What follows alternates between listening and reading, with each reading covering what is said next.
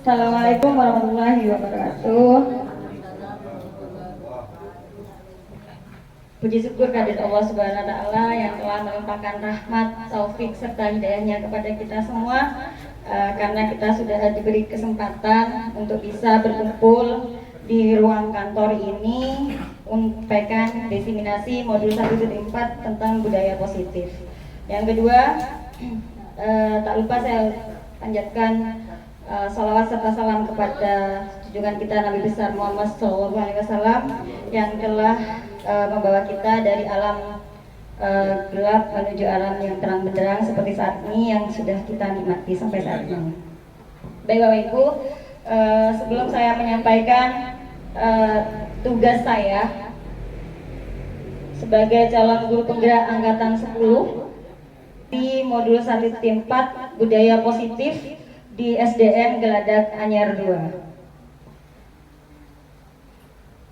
Di sini ada perubahan paradigma. Sebentar Bapak Ibu, saya pengen tahu semangatnya Bapak Ibu dulu ya. Ya. Oke, berdiri ya, mohon minta maaf. Mohon izin untuk berdiri. Oke. Iya. Biar enak Bapak, biar Ibu tidak nervous. Tapo 1, tapo 2, tapo 3, se, ma, nya, semangat. Oke, tepuk tangan buat Bapak Ibu. Terima kasih. Baik Bapak Ibu, pada budaya positif di sini ada perubahan paradigma baru, artinya perubahan paradigma belajar menurut Ki Hajar Dewantara. Di sini berdasarkan Ki Hajar Dewantara bahwasanya pendidikan adalah menuntun anak sesuai dengan kodrat yang dimilikinya untuk mencapai keselamatan dan kebahagiaan yang setinggi-tingginya baik sebagai manusia maupun anggota masyarakat. Yang kedua, pendidikan itu adalah tempat bersemainya benih-benih kebudayaan. Yang ketiga, guru diibaratkan seperti petani di sini Bapak Ibu. Di sini sudah ada gambarannya. Sekolah kita adalah tempat sebagai tempat persemaian benih-benih tumbuhnya benih-benih kebudayaan. Sedangkan kita sendiri sebagai pendidik, guru itu adalah penuntun, menuntun. Jadi bukan menuntut Bapak Ibu dalam dunia pendidikan. Jadi menuntun anak didik kita sesuai dengan kodratnya, baik kodrat alamnya maupun kodrat zamannya. Seperti itu Bapak Ibu ya. Kemudian yang kedua, sebuah video. Bapak Ibu silakan ditonton video ini. Nantinya Bapak Ibu bisa memberikan apa sih pendapat Bapak Ibu setelah menonton video ini.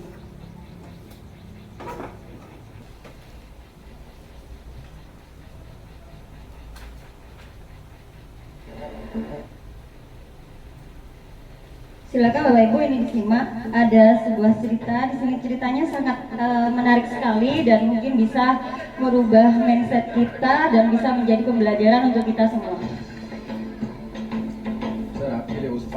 Ya tentu.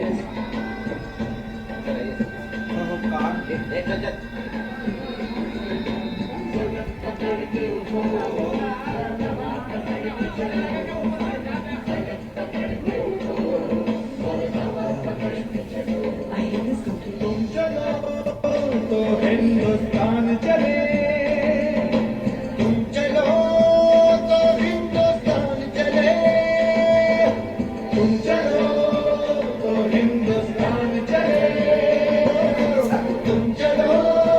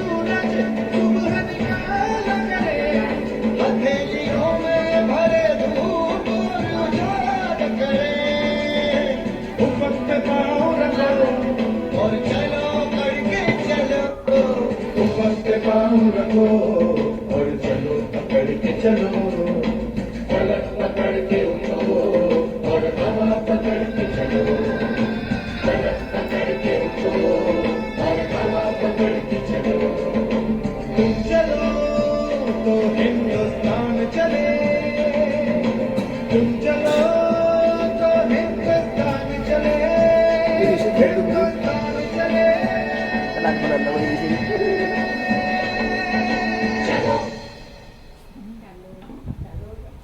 Baik, sudah disaksikan ya Bapak Ibu dari film tadi.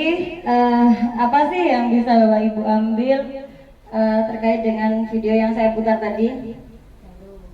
Calo, calo ya. Kita jam dulu. Tolong menolong. Silakan Bapak Ibu. Sebuah Yang mau? Sebuah keberanian dari seorang anak kecil Mau Ben? yang buat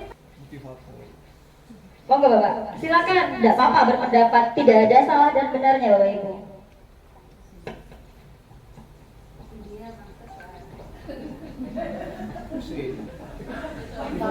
Dari film tersebut saya melihat sepintas bahwasannya seorang anak kecil itu sebagai motivator untuk membangun semangat kepada orang lain, yang mana tidak sebuah pekerjaan itu yang berat akan dilakukan sendiri, namun harus kita kerjakan bersama-sama, semuanya akan ringan.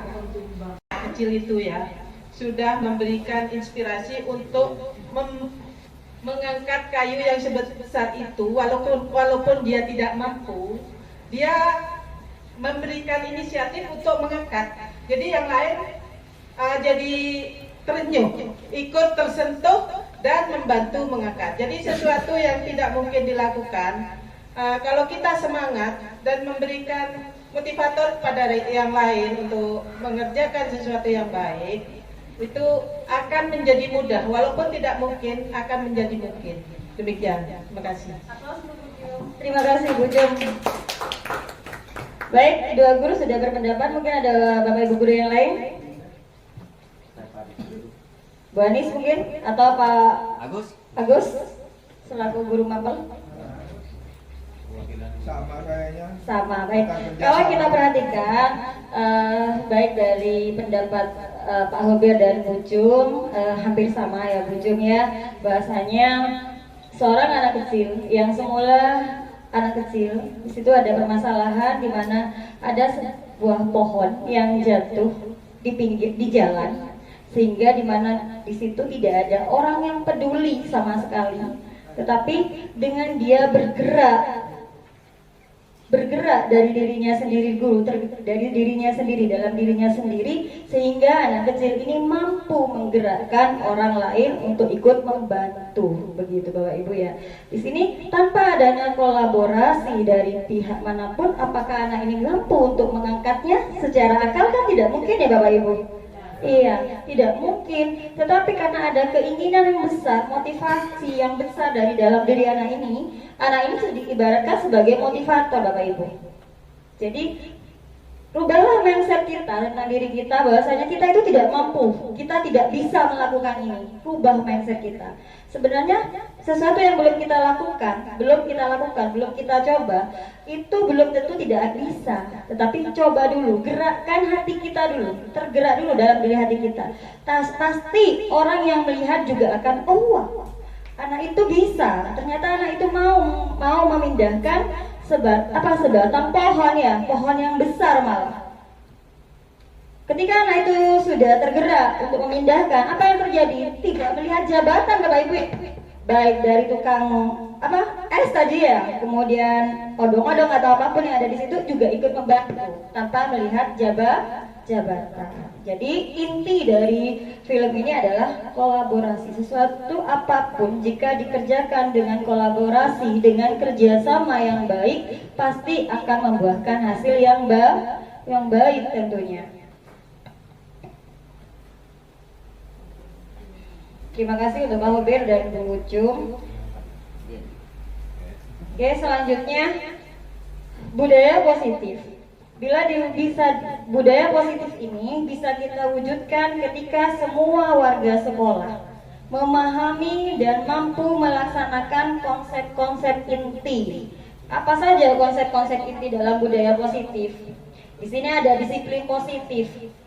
Menurut Bapak Ibu, dengan kata disiplin positif, kata disiplin Bapak Ibu nyaman tidak dengan kata disiplin? Nyaman. Nyaman? Nyaman. Nyaman. Nyaman ya? Apa tidak ada disiplin, tidak ada rasa keberatan atau bagaimana? Kok mau tak ngelakoni gitu. Apa? Punishment, hukuman. Benar Bu Anissa? Tidak disiplin. Nyaman tidak dengan kata disiplin? Menyamanaki, karena yang keterpaksaan itu pasti hasilnya membuahkan harus terpaksa dan mau berubah ya Bapak Ibu. Tapi tentunya dengan kata disiplin di sini ada kata yang lebih disiplin ini tentunya pada hukuman yang didapatkan. Kemudian ada motivasi perilaku manusia. Di sini manusia ada 5 dasar kebutuhan manusia. Perilaku manusia. Sebelum ke teori kontrol saya akan sedikit menyebarkan tentang motivasi perilaku manusia. Yang Bapak Ibu tahu tentang motivasi manusia, motivasi perilaku manusia itu ada berapa? Ada berapakah motivasi perilaku manusia? 2. Ada 2, benar Bapak. Siapa yang jawab? Bagus, oke Pak. Ada 2, seperti apa saja Bapak? Monggo Bapak. Kan mixnya, kalau mixnya saya kasih ke Bapak. Manusia itu ada 2. Yang pertama motivasi eksternal dan yang kedua motivasi internal. Ini sama ya. Isinya ini yang tahu ya cuma motivasi eksternal. Sudah ada. Ya. Motivasi eksternal yaitu untuk menghindari kenyamanan. Eksternal luar. Ya. Kalau internal? Kedua. Untuk menghindari ketidaknyamanan atau hukuman itu motivasi yang eksternal pertama. Yang eksternal kedua yaitu untuk mendapatkan imbalan penghargaan dari orang lain. Dan yang ketiga untuk menjadi orang yang sesuai dengan keinginan mereka, menghargai diri sendiri dan sesuai dengan nilai-nilai yang diyakini. Maksudnya bagaimana untuk menghindari ketidaknyamanan atau hukuman itu?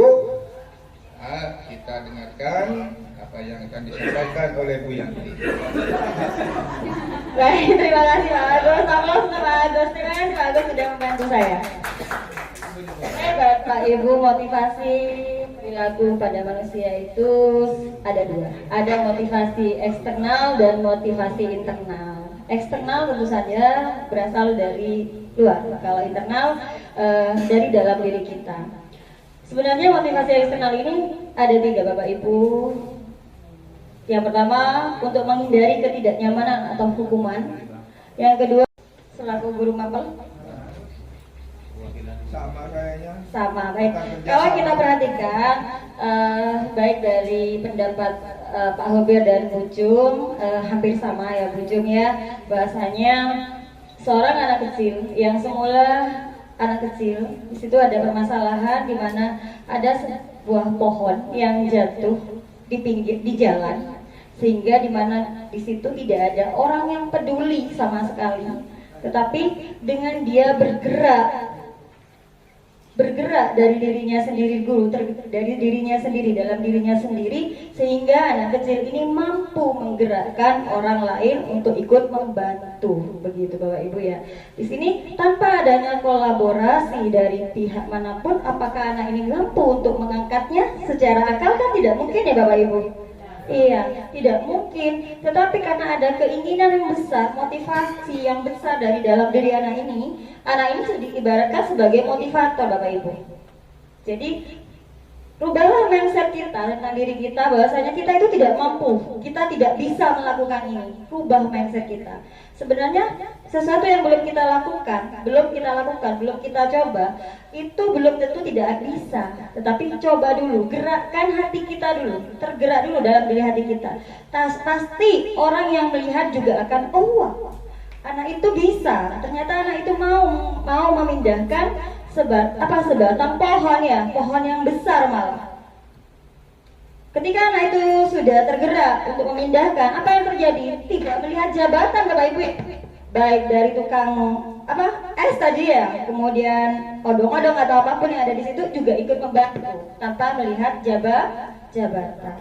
Jadi inti dari film ini adalah kolaborasi. Sesuatu apapun jika dikerjakan dengan kolaborasi, dengan kerjasama yang baik, pasti akan membuahkan hasil yang baik tentunya.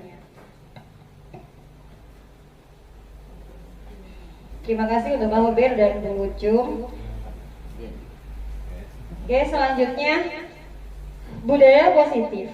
Budaya positif ini bisa kita wujudkan ketika semua warga sekolah memahami dan mampu melaksanakan konsep-konsep inti. Apa saja konsep-konsep inti dalam budaya positif? Di sini ada disiplin positif. Menurut Bapak Ibu, dengan kata disiplin positif, kata disiplin, Bapak Ibu nyaman tidak dengan kata disiplin? Nyaman? Nyaman? Nyaman ya? Apa tidak ada disiplin, tidak ada rasa keberatan atau bagaimana? Kok mau tak ngelakoni? Apa? Punishment, hukuman, benar Bu? Tidak disiplin. Nyaman tidak dengan kata disiplin?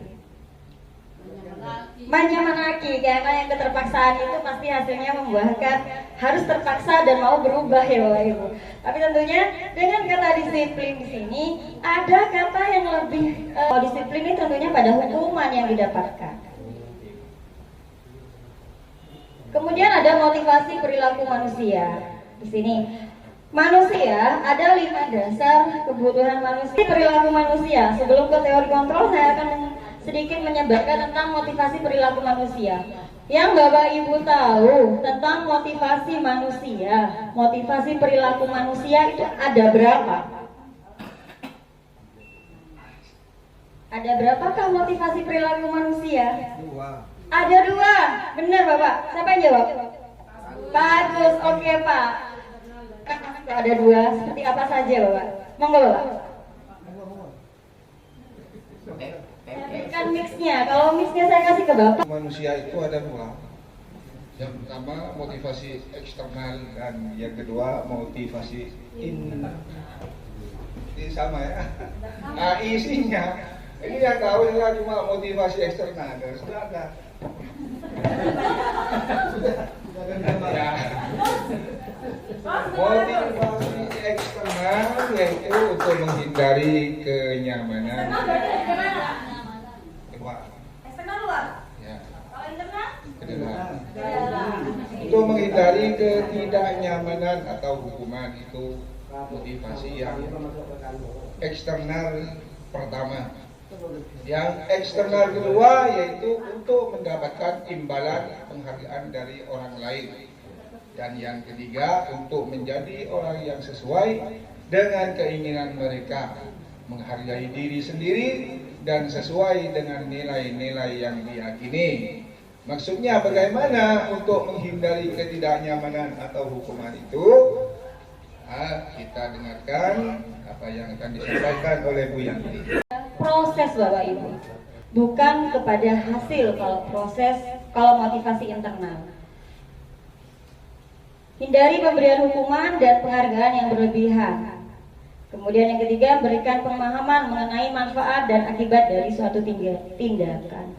Menurut Bapak Ibu, pertanyaannya, apakah memberikan reward, hadiah, memberikan penghargaan, termasuk yang mana? Apakah hukumankah atau sebuah penghargaan yang memotivasi siswa? Bisa hukuman, bisa motivasi. Boleh saya dijelaskan, Bu Jo? Ya, maksudnya kalau motivasi, hukuman itu akan memberikan efek kesadaran pada siswa itu sendiri. Setuju. Ibu setuju dengan mengatakan bahwa saya memberikan reward, hadiah, misalnya dengan anak itu mendapatkan nilai 100 atau dia itu mendapatkan istilahnya ranking 1 lah, nilainya tinggi semua. Kemudian ibu memberikan reward, saya kasih permen atau kasih bolpen karena yang mendapatkan. Apakah itu ibu setuju? Tidak semua tindakan yang baik itu diberikan reward, tapi berikan pemahaman dan pengertian pada anak itu. Berikan pengertian bahwa ini loh yang baik. Kamu kalau belum bisa mengerjakan ini, pelan-pelan saja. Jadi tidak harus dan jangan dimarahi juga, boleh, tapi jangan berlebihan. Ya, bagi yang salah, bagi yang benar diberi reward tidak apa-apa, tapi juga jangan berlebihan. Disertai dengan pemahaman atau pengertian pada anak itu, supaya anak itu tidak merasa dirinya sombong. Gitu menurut saya. Jadi walaupun diberikan hadiah, itu bisa jadi hukuman karena ada bisa jadi sombong. Itu maksud saya. Ya. Itu yang perlu dihindari. Ya. Terima kasih. Mungkin Bu Eni.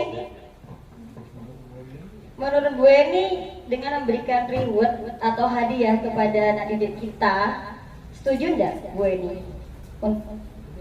Dikatakan hukuman atau sekedar hanya memberikan motivasi atau seperti apa? Bisa setuju, bisa tidak. Bisa setuju, bisa tidak. Oke, silakan maju Bu.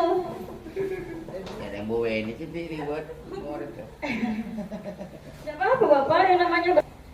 Baik, memberi reward dengan seumpamanya siswa mendapat nilai terbaik, tapi sebelum mengadakan tes seumpamanya gitu ya, kemudian kita berjanji siapa yang nilainya tertinggi nanti akan ibu kasih hadiah. Nah, itu sebenarnya bisa positif, bisa negatif. Positifnya gini, positifnya siswa bisa memotivasi belajar untuk meraih nilai tinggi. Negatifnya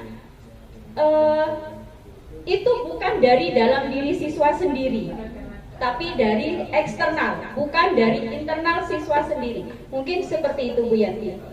Terima kasih. Wassalamualaikum warahmatullahi wabarakatuh.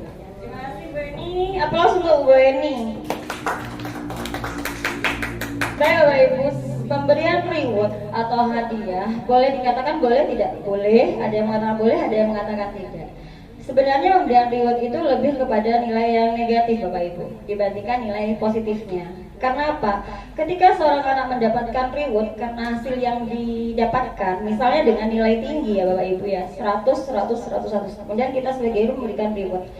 Apakah dari jumlah siswa kita misalnya 25 siswa, dari sekian siswa yang dapat reward mungkin hanya 1 atau 2 orang, atau 1 orang bahkan ya, dan sisanya itu tidak mendapatkan reward. Apa yang akan terjadi pada sisanya itu? Merasa bagaimanakah anak itu? Minder tidak? Kecewa tidak? Merasa kecil hati tidak? Iya, itulah yang dikatakan bahwasanya kadang pemberian reward itu bukan suatu hal yang positif Bapak Ibu. Kadang membuat anak kita itu minder, oh saya tidak mampu, oh saya tidak bisa mendapatkan nilai tinggi sehingga saya itu tidak mendapatkan hadiah dari Bapak dan Ibu guru, sehingga merasa berkecil hati. Nah, dengan merasa berkecil hati itu, apakah mereka akan termotivasi? Yang ada mereka hanya akan merasa minder, merasa down Bapak Ibu. Makanya diberi pengertian. Kalau kamu mau segitiga restitusi, di mana di situ banyak sekali bagaimana mengubah sesuatu yang tidak baik ke arah yang lebih baik. Seperti itu. Kalau di segitiga restitusi. Nanti ya Bapak Ibu, saya terangkan dulu tentang kebutuhan dasar manusia. Kebutuhan dasar manusia itu ada 5 Bapak Ibu. Yang namanya manusia tidak hanya murid toh ya, kita. Di sini ada kebutuhan 5 dasar kebutuhan manusia. Yang pertama bertahan hidup atau yang dikenal dengan survival Bapak Ibu. Di sini yang berkaitan dengan fisiologis dan biologis kita. Yang dikatakan dengan fisiologis itu ya sandang, pangan, papan, kesehatan. Itu yang dikatakan bertahan hidup atau survival. Sedangkan dari biologis kita, yang kita butuhkan apa? Yaitu melanjutkan keturunan ya. Kita bujang, menikah. Untuk apa? Untuk apa Ibu? Iya, pengen dapat keturunan, melanjutkan kehidupan kita, melanjutkan, pengen punya anak keturunan, melanjutkan keinginan kita gitu ya. Kemudian yang kedua ada kebutuhan dasar manusia yang disebut dengan kasih sayang dan rasa diterima. Ini berkaitan dengan kebutuhan akan hubungan dan koneksi sosial Bapak Ibu.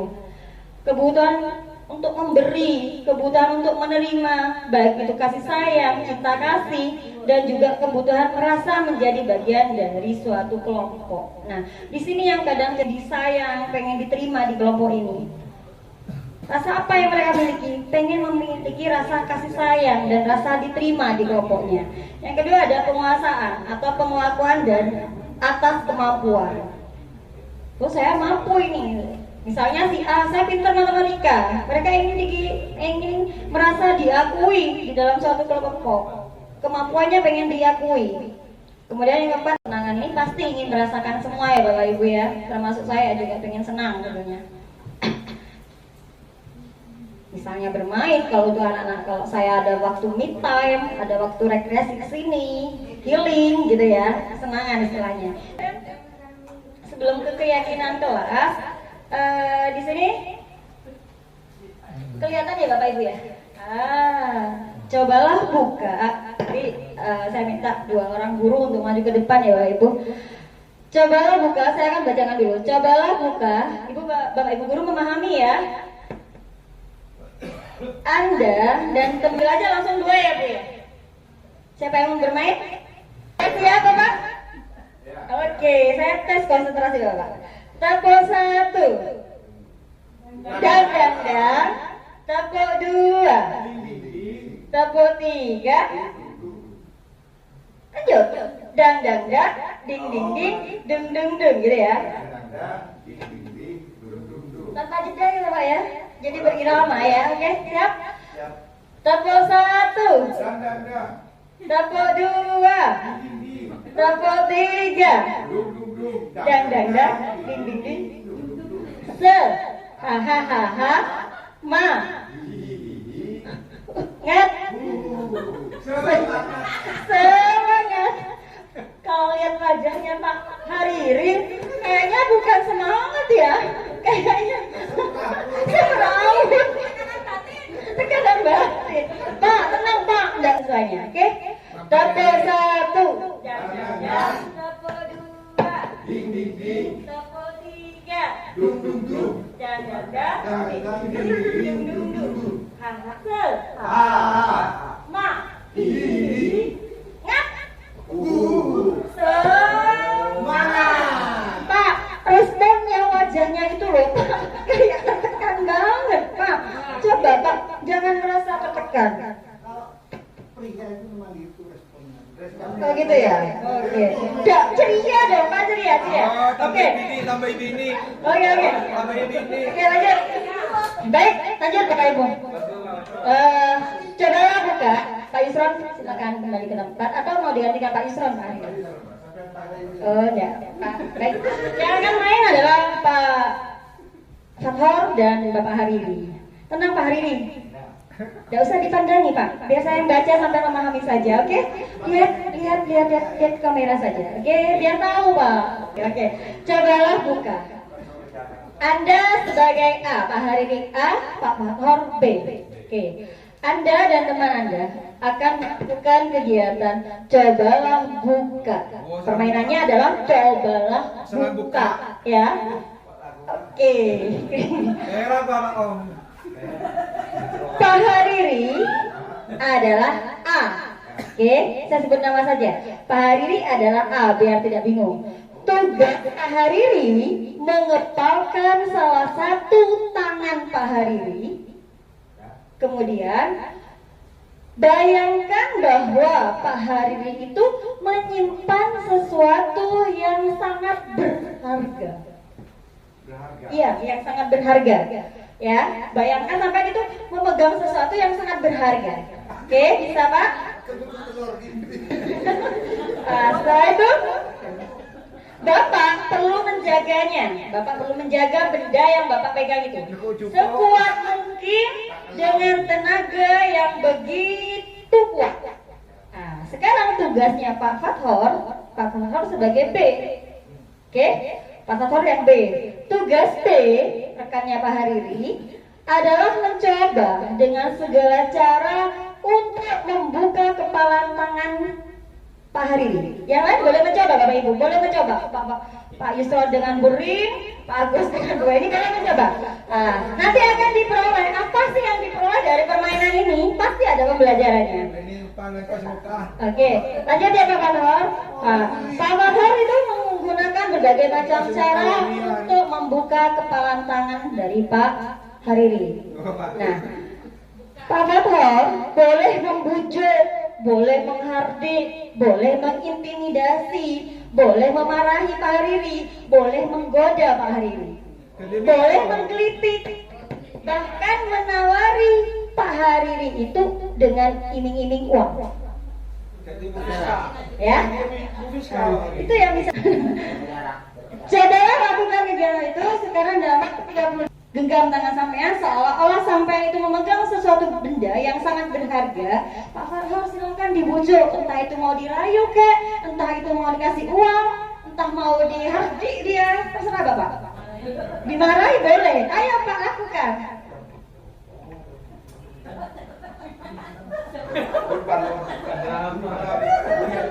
Bukan soal mana buka, nyaman kan Bu Yanti. Negosiasi. Kalau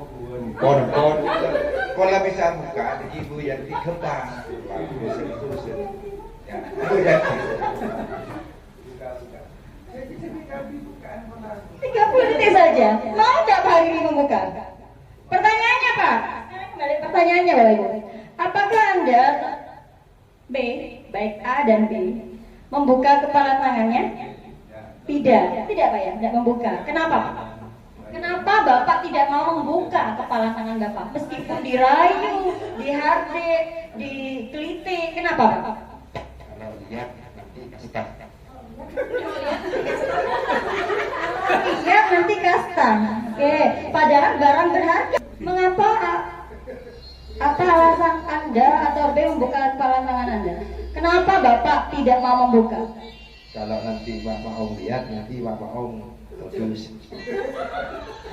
Kemudian, apakah Pak Om ataupun Pak Hariri ataupun Bapak Om? Susah. Kasihan Bapak Om kalau lihat.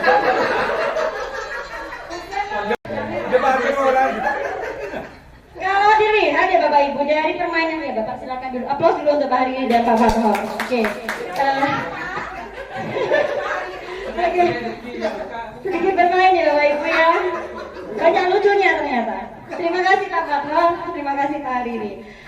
Inti dari permainan ini, dalam kegiatan ini sesungguhnya siapa sih yang memegang kendali atau kontrol untuk membuka atau menutup tangannya? Pak Hariri toh, berarti Pak Hariri kan? Berarti Pak Om nggak buka kan? Enggak, berarti kontrol itu punya siapa? Berarti kontrolnya itu punya Pak Hariri. Itulah yang dikatakan teori kontrol Bapak Ibu. Jadi tangan kita yang bisa digenggam, kalau kita tidak mengizinkan untuk dibuka meskipun diiming-iming dengan uang, dihardik, dicaci maki, dikritikin, tetapi kalau dalam diri kita, kontrol diri kita tidak mau membuka, maka tidak akan membuka. Jadi itulah yang dimaksud dari segi kegiatan ini, tidak lain adalah mengontrol diri. Jadi sama dengan kita sebagai guru, apakah kita mau menghardik anak didik kita atau kita mau menyayangi mereka? Ada dalam diri kita. Sama dengan anak didik, apakah mereka mau belajar dengan sesuai dengan minatnya atau tidak? Yang mempunyai kendali adalah anak didik kita. Kembali kepada dirinya sendiri Bapak Ibu. Oke, perlu juga dinasehati. Coba dinasehati. Bukankah tadi Papa Om sudah menasehati, sudah mengiming-iming dengan uang, sudah menggelitik? Ya pada waktu itu tidak, tapi lain kali. Lain kali mengendalikan diri kita. Tentang teori kontrol dari dalam diri itu adalah diri kita sendiri. Bukan karena ini loh, karena ilusi guru. Ini yang dikatakan tadi Bucu, miskonsepsi tentang kontrol Bapak Ibu. Kadang kita kan salah dengan apa sih kontrol? Ilusinya begini, seorang guru mengontrol muridnya. Kita tidak dapat memaksakan murid untuk melakukan sesuatu jika dia memilih tidak melakukannya, walaupun kelihatannya seperti dikontrol. Iya kan?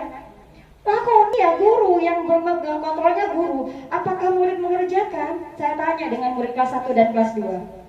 Apakah dikerjakan? Kalau diingatkan dikerjakan, bukan karena keterpaksaan pengen pulang. Ya. Tetapi kalau kita sadar bahwasanya sesungguhnya tentang self control ini kan berubah kepada hal yang lebih baik, Ibu. Yang kedua, ada ilusi bahwa semua penguatan positif, efektif, dan bermanfaat. Penguatan positif atau bujukan, kayak tadi Pak Om sudah membujuk Pak Hariri. Ayo Pak, dibuka, saya kasih uang, saya kasih permen, ayo nanti makan ke sana ke Blitar. Dibuka enggak sama Pak Hariri? Tetap dibuka Pak, karena Pak Hariri yakin ini terlalu berharga. Udah, kok bukan karena saya sendiri saya tidak membuka, kan gitu ya.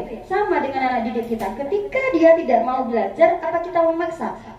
Yang ada karena keterpaksaan Bapak Ibu. Tetapi ilmunya tidak akan pernah mereka dapat karena keterpaksaan. Meskipun kata terpaksa itu butuh nantinya, gitu ya. Iya. Kemudian ada ilusi bahwa kritik dan membuat orang merasa bersalah dapat menguatkan karakter. Bagaimana ini maksudnya Bapak Ibu? Menggunakan kritik dan rasa bersalah untuk mengontrol murid menuju pada identitas gagal. Mereka belajar untuk merasa buruk tentang diri mereka. Begini, maksudnya ini gini. Ketika seorang anak melakukan sebuah kesalahan atau kita yang dikenal dengan kadang datang terlambat atau telat masuk kelas ketika jam istirahat, di situ kita sebagai guru apa yang kita lakukan? Turun Ibu ya. Atau kadang kita merasa ini baik, kata Allah cece masuk di gelaan. Itu yang namanya dikatakan bahwa dia memberikan rasa bersalah kepada anak. Anak itu akan berpikir, oh iya, kok salah? Kok ampun? Akan merasa bagaimana anak itu? Tertekan tidak? Berusaha Bu ya? Benar Bu, berusaha Bu. Tidak semuanya merasa bersalah itu merasa dirinya tertekan. Ada karena rasa bersalah pada anak itu, anak akan merubah dirinya untuk menjadi lebih baik. Benar? Ya, anak itu bisa berubah. Benarkah anak itu berubah? Besoknya apakah tidak akan mengulanginya lagi? Kalau kita Mengingatkan. Berarti kan diulangi lagi Bu ya? Diulangi lagi, iya. Nah, ini tentang kontrol. Bagaimana sih caranya supaya kita itu tidak miskonsepsi Bu Jum ya? Oke, lanjut. Ada 4 ya. Ada 4 miskonsepsi tentang kontrol. Oke. Ini, bagaimana seorang bisa berubah dari paradigma stimulus respon kepada pendekatan teori kontrol? Ini dikutip dari Stephen R. Covey. Ya, nih, bila kita ingin membuat kemajuan perlahan, sedikit-sedikit ubahlah sikap atau perilaku. Ubahlah sikap atau perilaku. Namun, bila kita ingin memperbaiki cara-cara utama kita, maka kita perlu mengubah kerangka acuan kita. Ubahlah bagaimana Anda melihat dunia, bagaimana Anda berpikir tentang manusia. Ubahlah paradigma Anda, skema pemahaman dan penjelasan aspek-aspek tertentu tentang realitas. Realitanya sekarang kita bagaimana sih anak didik kita? Pada umumnya bagaimana Pak Yusron anak didik kita? Dikatakan bagaimana kita harus dari paradigma stimulus respon kepada pendekatan teori kontrol Bapak Ibu. Seperti apa sih? Nah, posisi kontrol seorang guru di sini ada 5 Bapak Ibu. Ada sebagai pengukur, ada pembuat merasa bersalah, teman, pemantau, dan manajer. Pertanyaannya saya, Bapak Ibu yang hadir di sini, hadirkan seluruhnya Bapak Ibu semua dari Bapak Ibu untuk hadir di ruangan ini. Saya mau tanya, di posisi manakah Bapak Ibu sekarang? Iya, udah apa Pak? Gak apa. Bu Ani? Manajer. Pak Cahya? Manajer. Boleh saya tahu Pak, kenapa manajer? Bagaimana sih manajer itu? Karena guru yang menguasai kelas. Guru yang menguasai kelas, manajer. Kalau Pak Haridi? Tersistemnya bagaimana Pak? mengarahkan ke barat, ke timur. Apa tidak lebih ke kita itu sebagai ilusi murid yang mengontrol anak didik ke barat, ke timur? Itu kontrol Bapak. Sebagai manajer itu gimana Pak? Apakah hanya duduk-duduk melihat muridnya? Atau bagaimana Pak, manajer? Sistemnya sudah ada semua. Tinggal dilakukan dan dilaksanakan sesuai dengan oleh peserta didik. Oke, begini Bapak, ada sebuah kasus ya. Anak kita, kadang itu anak didik kita datang ke sekolah terlambat. Kalau datang terlambat mungkin lah. Sekarang kasusnya begini. Tidak melihat siswa kelas 1 sampai kelas 6 ya Bapak Ibu ya. Ada seorang siswa, seorang anak yang kadang membuka sepatunya. Itu seperti kasus. Langkah apa yang harus Bapak lakukan melihat seperti itu? Bagaimana? Apakah Bapak itu langsung bagaimana maksudnya? Mau diapakan anak ini? Apa so Bapak tadi katanya Pak, Pak saya lebih ke pembuat merasa bersalah. Contohkan di sini Pak. Membuat sini Pak, membuat merasa bersalah. Maksudnya gimana Bapak? Iya. Iya? Begini ceritanya. Murid saya dalam kelas itu ada yang lumayan, Sultan contohnya, lumayan beler. Jadi setiap Sultan buka sepatu dan keluar, saya memang tegur. Akhirnya cuma saya negurnya gini, Sultan boleh buka sepatunya tapi dalam kelas, kalau keluar dari ruangan pakai itu. Jadi memang betul mengikuti dia di kelas, memang jalan terus dia pakai, kalau keluar kadang-kadang Bu, maaf kadang-kadang kalau ingat mungkin pakai.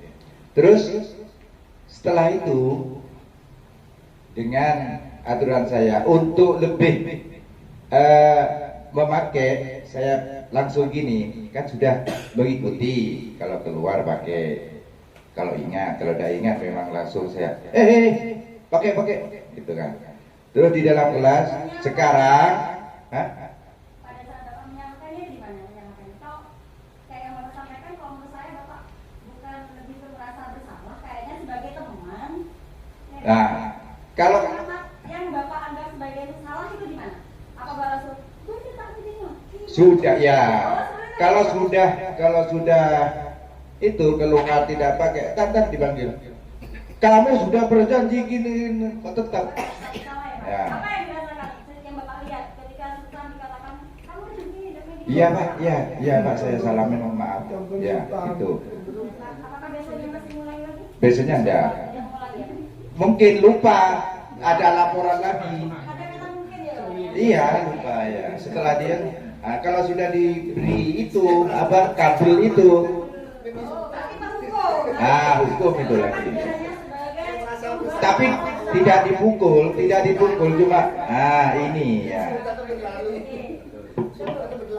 Iya, yang dikatakan murid beraneka ragam Bapak Ibu. Ya, sebenarnya untuk memahami posisi kontrol ini, Bapak Ibu guru, ada di posisi mana saya? Apakah yang paling baik dari kelima posisi kontrol ini? Benar yang dikatakan oleh Pak Hariri, Pak Cahya dan Bu Eni. Bahasanya saya memilih ke manajer. Saya adalah guru yang berada di posisi kontrol manajer, di mana nantinya sebagai seorang guru, sebagai manajer di sini, yaitu tidak lain mengarahkan anak didik kita dari yang semula tidak baik, Bapak Ibu, menuju arah yang lebih baik tentunya. Caranya bisa kita lakukan dengan segitiga restitusi, yang dikenal dengan segitiga restitusi. Di mana segitiga restitusi ini apa? Nah ini sebelum ke segitiga restitusi, posisi kontrol kita ini, ketika kita sebelumnya dulu Bu Jo ya, ini ada identitas gagal dan identitas berhasil. Ketika guru membuat berlaku sebagai penghukum, maka guru tersebut akan berkata seperti menghardik, menunjuk-nunjuk, menyakiti, menyindir. Ini ketika guru itu sebagai penghukum, itu ya. Bagaimana dengan anak itu? Akan merasa minder, merasa takut. Oh, gara-gara saya bapak atau ibu guru itu dimarahi oleh kepala sekolah.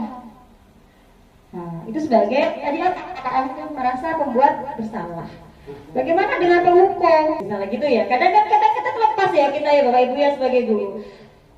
Tidak bisa menjaga kontrol kita. Bagaimana di posisi mana yang baik? Di posisi manajer tentunya. Jika kita melakukan kesalahan anak didik kita tinggal memberikan yang namanya segitiga restitusi.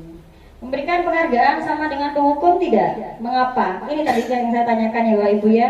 Oh iya Bu, itu sangat baik. Ada sisi positif, ada sisi negatifnya. Ya, pengaruhnya ada jangka pendek dan jangka panjang. Sebagai penghargaan tidak efektif, tapi lebih banyak ke posisi negatifnya Bapak Ibu. Ini Bapak Om yang saya tadi bicarakan. Sebagai seorang guru, ketika murid akan melakukan kesalahan, tindakan mana yang akan Anda lakukan? Yang mana Bapak Ibu? Dari 1, 2, 3, 4, 5 ini. Menunjukkan kesalahannya dan memintanya melihat kesalahannya baik-baik. Ya? Yang ketiga, memberikan mengkritik dan mendiamkannya. Yang mana Bapak Ibu yang akan Bapak Ibu lakukan? Satu, menunjukkan kesalahannya dan memintanya melihat kesalahannya yang baik, gitu ya. Kesalahannya baik-baik. Maksudnya gimana Bu Is? Menjelaskan bahwa apa yang dilaksanakannya itu salah. Jadi Maju. menjelaskan kepada anak apa yang dikerjakan itu, Menunjukkan atau menjelaskan? menunjukkan bahwa itu salah gitu. Maka dari tugas kita itu memperbaikinya sehingga anak itu merasa hal yang dikerjakan itu salah sehingga tidak diulangi lagi besoknya gitu. Itu menurut saya. Menunjukkan. Kamu tahu nggak kesalahannya kamu apa? Begitu ya Bu Is ya.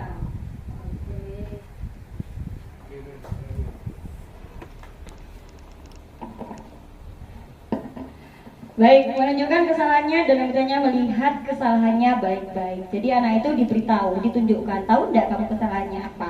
Ya, salah nebat tangku sepatu, gitu ya Bu Is ya. Kemudian beritahukannya, sebaiknya kamu kalau di sekolah pakai sepatu, jangan dilepas, begitu ya. Oke, itu yang pilihannya Bu Is. Kalau Pak Om, memilih yang mana? Dari tindakan ini yang mana yang dipilih Bapak Om? Apakah Bapak Om mau mengatakan, kamu seharusnya tahu bagaimana kamu itu seharusnya bertindak? Tidak. Yang mana Pak? Bersalah apa gitu saya. Bersalah apa? Dengan nada yang tinggi begitu ya Pak ya? Oke, sebagai penghukum apa sebagai teman? Memang untuk memberi pelajaran pada anak kadang perlu suara yang Tinggi. Oke.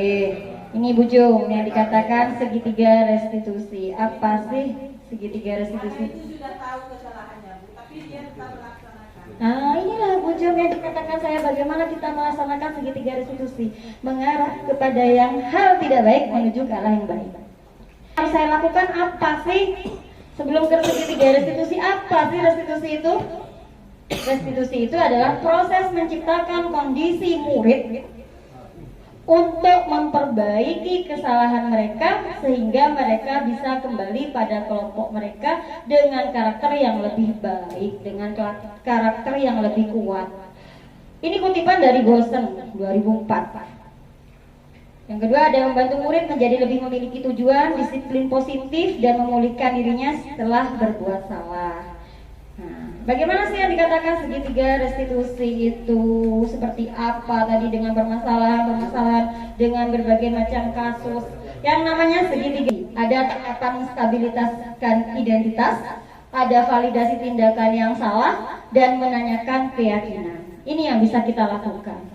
Di sini ada 3 tahapan yang bisa kita lakukan. Salah satunya menstabilkan identitas. Yang kedua, validasi tindakan yang salah. Yang ketiga, menanyakan keyakinan kelas. Tadi restitusi itu kan dari arah yang tidak baik menuju pada arah yang lebih baik, sehingga mengembalikan anak itu pada kelompok dengan karakter yang lebih kuat lagi. Oke, yang dikatakan menstabilkan identitas. Segitiga restitusi ini adalah salah satu cara untuk mengatasi permasalahan atau kasus-kasus yang ada di sekolah Bapak Ibu. Tahap pertama yaitu dengan cara menstabilkan identitas. Mindset kita, pikiran kita mengatakan bahwasanya setiap manusia pasti melakukan yang namanya kesalahan. Benar? Adakah manusia yang tidak melakukan kesalahan? Tidak ada, anak-anak, apalagi anak-anak ya, anak didik kita pasti melakukan kesalahan. Kesalahan itu apa? Kesalahan itu bentuk dari kita akan belajar ke arah yang lebih baik. Kalau kita tidak melakukan kesalahan itu kita bisa belajar. Jadi jangan dijadikan bahwa kesalahan itu salah, jangan. Tetapi kesalahan itu adalah bagian dari belajar. Bukan mindset kita, kesalahan. Karena kita semua belajar sebuah kesalahan. Tidak lain dari menggeser identitas gagal ke identitas sukses tentunya. Ya, dari gagal ke sukses. Ada kata-kata bahasanya kegagalan adalah kesuksesan yang tertunda. Benar berarti Bapak Ibu ya? Benar, dari kegagalan itu kita pasti sukses dengan cara terus berlatih, dengan cara berusaha, dengan cara berdoa, dengan cara berikhtiar tentunya. Yang kedua, ada tahapan validasi tindakan yang salah. Mindset kita mengatakan bahwa setiap perilaku adalah untuk memenuhi kebutuhan tertentu. Tidak lain di sini yaitu untuk mengenali dan mengetahui kebutuhan murid, membantu untuk menemukan solusi dari sebuah kesalahan yang mereka lakukan. Jadi jangan langsung menjustis anak bahwa anak itu salah. Yang ketiga, ada tahapan menanyakan keyakinan kelas. Munculkan motivasi intrinsik, mengaitkan keyakinan dengan tindakan kelas. Bapak Ibu, saya tanya dulu, apakah di kelas Bapak Ibu semua sudah membuat keyakinan kelas? Sudah. Yang membuat guru apa siswa? Siswa, melibatkan siswa. Iya, siswa. Iya, berarti siswa itu ya. Jadi membuat keyakinan kelas itu melibatkan siswa langsung ya Bapak Ibu. Berarti siswa tahu bahwasanya keyakinan dengan peraturan kelas tahu bedanya. Apa? Kalau peraturan itu dibuat oleh guru, yang arahnya kemana? Ketika dia melakukan kesalahan itu, mereka akan mendapat apa? Hukuman, punishment kan? Tetapi kalau keyakinan kelas, Iya, yang didapat apa? Konsekuensi. Nah, ini nanti pada segitiga restitusi. Nah, pada segitiga restitusi ini ada menstabilkan identitas Bapak Ibu. Jadi kita sebagai guru Sultan tadi benar tidak? Salah Bu. Nah, di situ saya sudah menstabilkan identitasnya Sultan. Benar tidak? Tidak Bu. Berarti dia sudah mengakui bahwa dirinya bersalah. Ya kan? Secara tidak langsung dia sudah menyadari kalau dirinya bersalah, salah mengatakan kata-kata yang tidak pantas. Nah, dari situ mengucapkan itu, kita aja sharing. Disinilah kita sebagai memposisikan diri kita sebagai manajer, Bapak. Mengarahkan anak dari yang tadinya semula salah dirubah atau diarahkan ke arah yang lebih baik dengan cara apa? Tidak menjustis anak, tapi dengan segitiga restitusi, mencarikan solusinya. Apa yang dilakukan tindakannya? Kamu itu melakukan kesalahan? Iya Bu. Apa? Berkata kasar.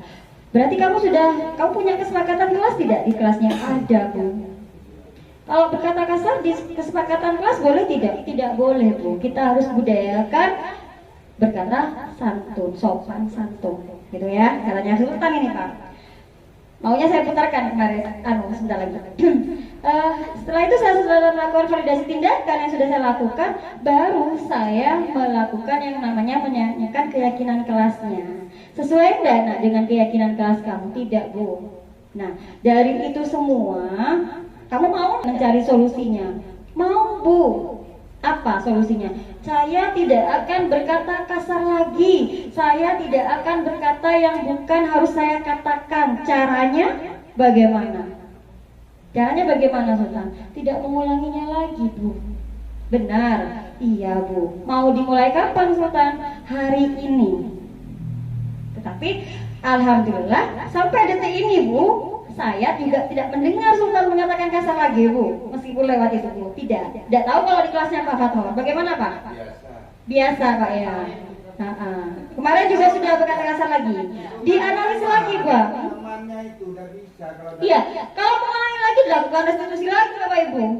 Artinya kita tidak ada capek-capeknya atau tidak ada hanya melakukan restitusi. Karena ketika kita melakukan restitusi, kita mengembalikan anak itu kepada kelompoknya dengan karakter yang lebih kuat. Maka mereka akan tahu, oh kok salah. Akan tertanam Bapak Ibu di otak mereka. Oh, kata kasar tidak boleh diucapkan. Tertanam dengan sendirinya. Oh, saya salah. Motivasi apa yang didapat? Apakah dari eksternal, dari gurunya? Apakah internal dari dalam dirinya? Internal, bukan dari saya lagi Bapak Ibu, tetapi kembali pada dirinya. Saya tidak akan mengulangi lagi Bu untuk berkata kasar. Benar Pak, saya tidak mendengar Sultan berkata kasar sampai saat ini Bapak. Iya. Tuh. Iya kalau di Itu Bapak Ibu, itu ya salah satu segitiga restitusi yang bisa dilakukan. Iya. Saya Bu, sekali-kali kita sebagai guru itu Tidak harus di manajer terus. Kalau di manajer terus ya lengkai. Iya, karena murid ini tidak berasal dari keluarga yang sama Bu. Kadang dari rumahnya itu memang dari pelajaran keras terus. Itu kan, ada yang dari keluarga yang adem ayem. Jadi tidak sama. Jadi kalau dari keluarga keras, mas kita pakai yang manajer tak bisa, tak ngikik biasa kan.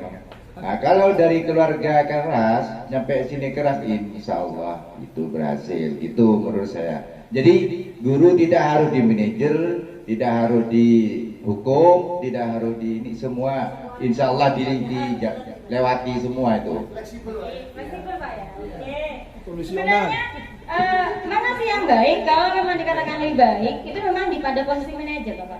Karena kita tidak menjudge anak, tidak menghukum anak, tidak membuat anak minder, memang paling baik Bapak. Dan itu lebih ke arah perubahan ya Pak Hariri ya. Anak akan lebih tertanam dengan sendirinya. Karena jika seorang anak dipaksa, sekarang iya saya tidak akan mengulanginya lagi. Saya yakin besok Pak pasti akan mengulanginya lagi. Nah itu, maka dari itu, karena apa? Saya sudah merasakan, saya sudah pernah berada di posisi penghukum. Saya rasakan itu, saya mau hukum langsung. Saya berada di posisi memberikan apa? Membuat merasa bersalah, saya juga rasakan itu. Saya jadikan itu semua. Tetapi setelah saya lakukan yang namanya manajerial, alhamdulillah Bapak, anak lebih banyak apa berhasilnya daripada kita kok nakut. Karena hanya takut sesaat, takut ketika ada gurunya. Ketika tidak ada gurunya, abludus boleh Pak. Jadi begitu ya Bapak Ibu. Jadi yang dikatakan segitiga restitusi di sini mengarahkan kepada yang lebih baik ya, mengembalikan anak kepada kelompoknya dengan apa? Kekuatan karakter yang lebih kuat ya. Nah, saya sudah melakukan hasil nyata yang telah saya lakukan, yang sudah saya lakukan Bapak Ibu. Ini budayakan 5S. Inilah saya juga punya budayakan 5S. Salam, senyum, salam, sopan, santun, gitu ya.